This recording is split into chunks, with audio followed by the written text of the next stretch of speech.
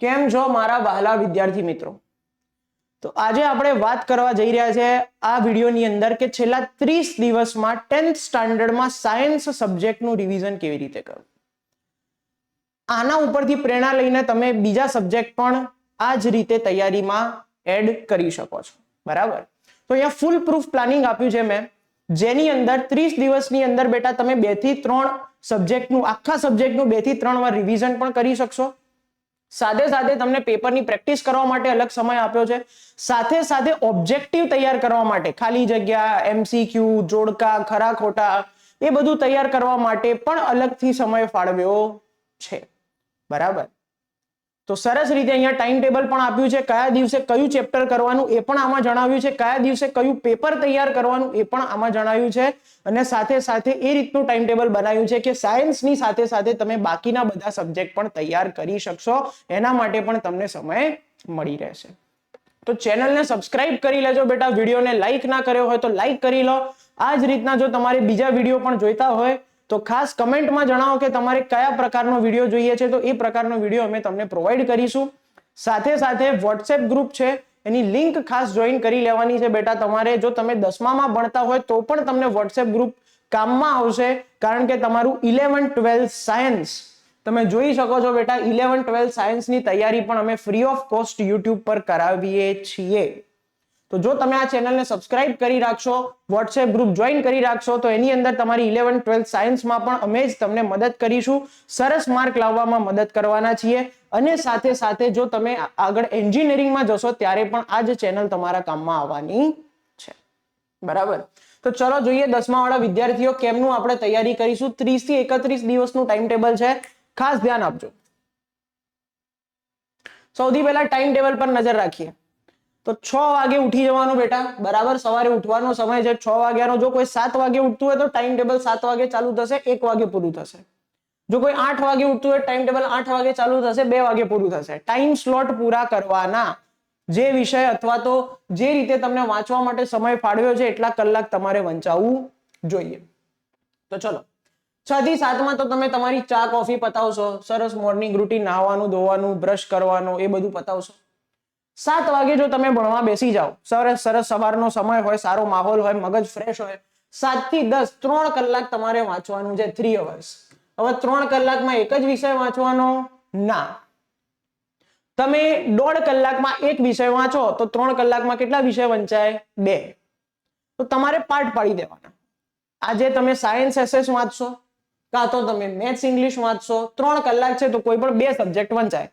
Science SS વાંચો, maths English વાંચો, કાં તો હિન્દી અને ગુજરાતી લઈ લો, જે પણ તમારું ટાઈમ ટેબલ બનતું હોય એ પ્રમાણે. પછી લેવાની 1/2 કલાકની બ્રેક. 1/2 કલાક વાળી એક પણ બ્રેકની અંદર કોઈએ મોબાઈલ ફોનનો યુઝ કરવાનો નથી. ના મોબાઈલ ફોન, ના ટીવી, ના કમ્પ્યુટર, લેપટોપ કોઈ જ યુઝ નથી કરવાનો. ચૂપચાપ મગજને રિલેક્સ કરવાનું.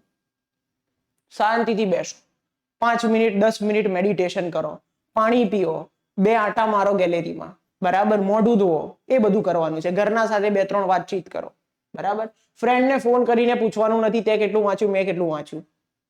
એનાથી કશું જ થતું નથી. તમારી લડાઈ છે, તમારે જાતે લડવાની છે, બીજાને પૂછવાનું નહીં તે કેટલું કર્યું. પછી 10:30 થી 12:30 ફરીથી 2 કલાક સ્ટડી કરો. આ જે 2 કલાકનો સમય છે એમાં જે તમને સૌથી અઘરો લાગતો વિષય હોય એ કરવાનો. જેમ કે મેથ્સ જે ખરો એમાં લખીને જો વાંચવાનું છે જ નહીં, તમારે લખવાનું છે, દાખલા કરવાના છે, પ્રેક્ટિસ કરવાની છે, તો વધારે સમય જે સબ્જેક્ટમાં આપવો પડતો હોય એ અહીંયા કરી લો. બરાબર? જેમ કે મેથ્સ દાખલા ગણતા ટાઈમ લાગે તો 2 કલાક આપો. પછી 12:30 થી 2 માં તમે લંચ લઈ લો, બપોરનું જમવાનું કરી દો અને પછી સૂઈ જાઓ થોડુંક. 1 કલાક તમારે ઊંઘ લેવાની છે. 1 કલાકથી વધારે ઊંઘ લેવાની નથી. 2 વાગે એલાર્મ વાગે, 5 મિનિટ બાકી હોય એટલે એલાર્મ વાગી જવું જોઈએ. એલાર્મ વાગે એટલે બંધ કરીને પાછું સુવાનું નથી. ચૂપચાપ ઉઠી જવાનું, મોઢું ધોઈ લેવાનું, 4-5 આટા મારી લેવાના, ફ્રેશ થઈ જવાનું અને સીધું વાંચવા બેસી જવાનું. ફરીથી 3 કલાકનો સ્લોટ મળ્યો 2 થી 5. 2 થી 5 માં શું કરશો? 3 કલાક મળ્યા એટલે ફરીથી 2 વિષય થઈ જાય. બરાબર? ફોર એક્ઝામ્પલ અહીંયા તમે સાયન્સ એસએસ કર્યું હોય તો અહીંયા તમે શું કરી શકો છો? ઇંગ્લિશ અથવા તો હિન્દી અથવા તો સંસ્કૃત અથવા તો ગુજરાતી અથવા તો કોમ્પ્યુટર, જે પણ તમારો સબ્જેક્ટ હોય. 5 થી 5:30 બ્રેક, ફરીથી મોબાઈલ ફોન યુઝ કરવાનું નહીં. તો તમે વિચારજો સાહેબ મોબાઈલ ટીવી વગર તો અમારે ચાલતું જ નથી. મળશે, એનો પણ ટાઈમ મળશે. અત્યારે તમારે ખાલી રિલેક્સ થવાનું. જુઓ, તમે આટલું બધું તમારા મગજને એંગેજ રાખ્યું છે, બરાબર. અહીંયા 2 કલાક વાંચ્યું, અહીંયા 3 કલાક, અહીંયા 3 કલાક, તમે 8 કલાક આખો દિવસ તો ઓલરેડી વાંચી લીધું. તમારું મગજ જે ખરું એ થોડુંક ફ્રસ્ટ્રેટ થઈ જશે, મગજ સ્ટ્રેસમાં હશે, તો એને રિલેક્સ કરો. ફરીથી એંગેજ કરવાનું જરૂર નથી. જો તમે મોબાઈલમાં રીલ જોશો, યુટ્યુબ પર શોર્ટ્સ જોશો, વિડીયો જોશો, તો મગજ એંગેજનું એંગેજ જ રહેશે, થાક ઉતરશે નહીં. આપણો ટાર્ગેટ શું છે? બ્રેકમાં થાક ઉતારવાનો. તો મગજને શાંત રાખવું. પછી 5:30 થી 8:30 તમારે એક પેપર લખવાનું. રોજ એક વિષયનું પેપર તમારે લખવાનું. સાયન્સનું લખો, બીજા દિવસે ઇંગ્લિશ લખો, ત્રીજા દિવસે મેથ્સ, પછી એસએસ, પાછું સાયન્સ, ઇંગ્લિશ, મેથ્સ, એસએસ, બરાબર. તો આ રીતે તમારે પેપર લખવાનું છે. 8:30 થી 9:30 ડિનર કરી લો, રિલેક્સ થઈ જાઓ. હવે જો 1 કલાકનો ટાઈમ છે, ડિનર કરતા 1 કલાક તો થવાનું નથી રાત્રે જમતા, તો એ ટાઈમે 20 મિનિટ થી અડધો કલાક જો તમારે મોબાઈલ જોવો હોય અથવા તો ટીવી જોવું હોય તો તમે જોઈ શકો છો. અને પછી 9:30 થી 12 વચ્ચે ફરીથી તમે તૈયારી કરી શકો છો, બરાબર. અહીંયા તમે એવું પણ કરી શકો કે બપોરના સમયે તમે પેપર તૈયાર કરો અને સાંજના સમયે તમે પેપર આપો. તો 2 વિષય સવારે તૈયાર કર્યા, 2 વિષય બાકીના ક્યારે તૈયાર કરવાના? સાંજે તૈયાર કરવાના. તો તમે દિવસના આરામથી 5 વિષય તૈયાર કરી શકો છો. 1.5 કલાકનો સમય 5 વિષયને ફાળવી શકો છો. એ રીતનું અહીંયા સરસ ટાઈમ ટેબલ બનાવ્યું છે. મિનિમમ 5 વિષય. પ્રોપર ટાઈમ ટેબલ ફોલો કરશો તો તમે 7 વિષય સરસ કરી શકો છો, બરાબર. તો આ છે તમારું ટાઈમ ટેબલ.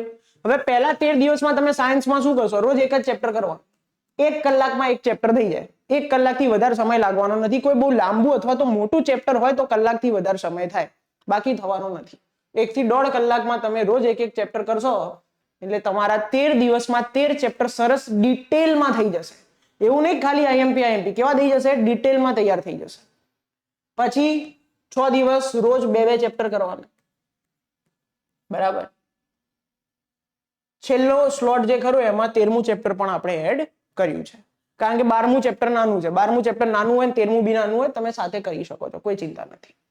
2 ચેપ્ટર કરશો. રિવિઝનમાં ટાઈમ ઓછો લાગશે. ઓલરેડી સરસ રીતે તૈયાર કર્યું હશે તો રિવિઝનમાં ટાઈમ કેવો લાગશે બેટા? ઓછો. તો તમે રિવિઝન પણ કરી લીધું. પછી શું કરશો? 3 દિવસ. 1 દિવસ આખો કેમિસ્ટ્રીને આપો. કેમિસ્ટ્રીના 1 થી 4 ચેપ્ટર કરવાના. પછી 1 દિવસ આખો બાયોલોજીને આપો. 5, 6, 7, 8, 13મું ચેપ્ટર બાયોલોજીનું નથી પણ એ સાથે કરી લેવાનું, કઈ વાંધો નથી. અને 1 દિવસ આખો શેને આપવાનો? ફિઝિક્સને. તો આ 3 દિવસ થઈ ગયા. તો આપણે કેટલા દિવસ કર્યા? 13 દિવસ, 6 દિવસ એટલે 19 દિવસ, અને આ બીજા 3 દિવસ એટલે થઈ ગયા ટોટલ 22 દિવસ. તો બાકીના 8 થી 9 દિવસ જે ખરા એમાં તમારે દર 2 દિવસે એક સાયન્સનું પેપર લખવાનું, કારણ કે તમારે બીજા પેપર પણ લખવાના હશે, મેથ્સ પણ લખવાનું હશે. આ છેલ્લા દિવસો જે ખરા બેટા, છેલ્લા દિવસોમાં ખાલી પેપર લખવાની પ્રેક્ટિસ કરવાની, નવું કંઈ વાંચવાની જરૂર નથી. રોજના તમારા 2 થી 3 પેપર લખાવા જોઈએ. રોજના તમારા કેટલા પેપર લખાવા જોઈએ? 2 થી 3. તો છેલ્લા 8 થી 9 દિવસની અંદર જો તમે વિજ્ઞાનના, સાયન્સના 5 પેપર લખી દો તો તમારું સરસ રીતે ફૂલ પ્રૂફ રિવિઝન થઈ ગયું. તમારી પેપર લખવાની પ્રેક્ટિસ પણ થઈ ગઈ. સાથે સાથે અહીંયા આગળ ઓબ્જેક્ટિવ જે ખરા એના માટે પણ તમે સમય આપી શકો છો. આ જે 10:30 થી 12:30 2 કલાકનો સમય ખરો એની અંદર તમે શું કરી શકો છો? ઓબ્જેક્ટિવ, બરાબર. 1 માર્ક વાળા જે પ્રશ્નો ખરા એ અહીંયા આગળ તમે રોજ 1 દિવસ સાયન્સના કરવાના, વિજ્ઞાનના કરવાના, તો 1 દિવસ મેથ્સના કરવાના, ગણિતના, 1 દિવસ ઇંગ્લિશના કરવાના, 1 દિવસ એસએસ એટલે કે સમાજ વિદ્યાના કરવાના. તો એ રીતનું તમે ટાઈમ ટેબલ પોતાની રીતે મોડિફાય કરી શકો છો. આપણો એન્ડ ટાર્ગેટ એ છે કે આ 30 દિવસની અંદર તમે એટલી જબરજસ્ત પ્રિપરેશન કરો, એટલું જબરજસ્ત ટાઈમ ટેબલ બનાવો કે 10મું ધોરણ છે, સૌ કોઈ જાણે છે, છેલ્લા 1 મહિનામાં તમે ગેમ બદલી શકો છો. છેલ્લા 1 મહિનામાં 10મા નંબરે આવતો વિદ્યાર્થી પહેલા નંબરે પહોંચી શકે છે, અને પહેલા નંબરે આવતો 10મા નંબરે પણ જઈ શકે છે. તો ચોઈસ તમારી છે કે તમારે હવે આ છેલ્લા 1 મહિનાની લડત કેવી રીતે લડવી છે, બરાબર. સાથે સાથે ખાસ વિડીયોને લાઈક કરી દો. તમારા મિત્રોને પણ આ વિડીયો શેર કરો, જેને પણ જરૂર હોય, જે જાતે ટાઈમ ટેબલ ના બનાવી શકતા હોય. ખાસ યુટ્યુબ ચેનલને સબસ્ક્રાઇબ કરી લેજો, કારણ કે તમારું 11-12માં પણ અમે આ જ રીતે મદદ કરવાના છીએ. 11-12માં પણ ફ્રી કોચિંગ અમે યુટ્યુબ પર આપીએ છીએ. ઓકે, વોટ્સએપ ગ્રુપની લિંક ડિસ્ક્રિપ્શનમાં આપી છે, ખાસ જોઈન કરી લો. ભલે 11-12નું હોય, તમને આવતા વર્ષે કામમાં આવશે. અને સાથે સાથે ચેનલને સબસ્ક્રાઇબ કરી લો.